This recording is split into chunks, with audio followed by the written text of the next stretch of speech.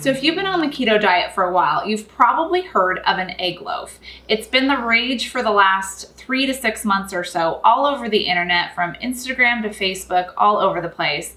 And people are flipping for it because once you slice it up, you can put it on a skillet, fry it, and it's just like you're eating French toast. Tastes exactly the same way. So I have a recipe for you today that I've created, and I'm gonna show you how I make my egg loaf. So keep watching.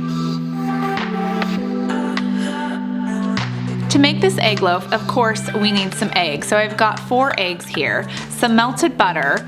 I'm gonna use some coconut flour just to serve as like a binder and to help thicken things together.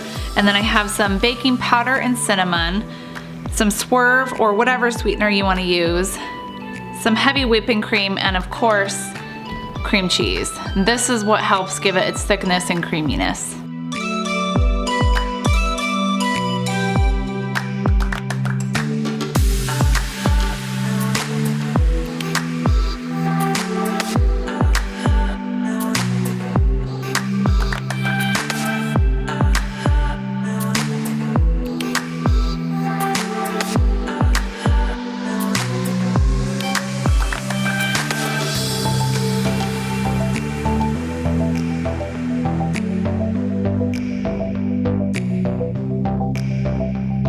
Now, you have a couple options when it comes to mixing up your egg loaf ingredients. You can either use a blender and just put everything in there and blend it all together, or you can put it in a bowl, add everything together, and use an electric mixer. I opted for the electric mixer this time, but the blender is really easy too. You just want to make sure if you're using an electric mixer that you mix everything at a high enough speed so that the cream cheese gets broken up and evenly distributed.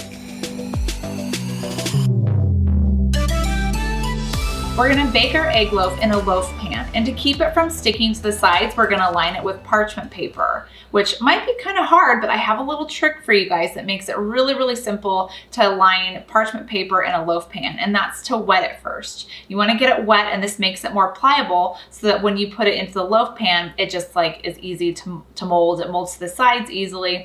You could also clip it on with like binder clips or any sort of clips that you might have. That works as well too.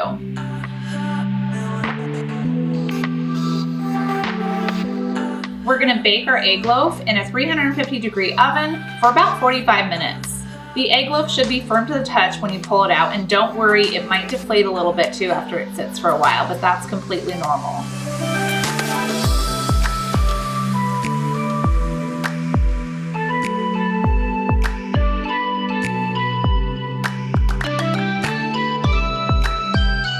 Now that we've made our egg loaf, I'm gonna show you the next steps if you wanna make French toast out of the egg loaf.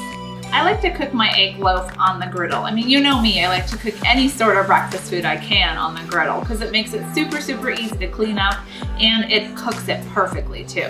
We're gonna melt some butter on the skillet, and then we're gonna slice up our egg loaf and then fry our egg loaf into the butter.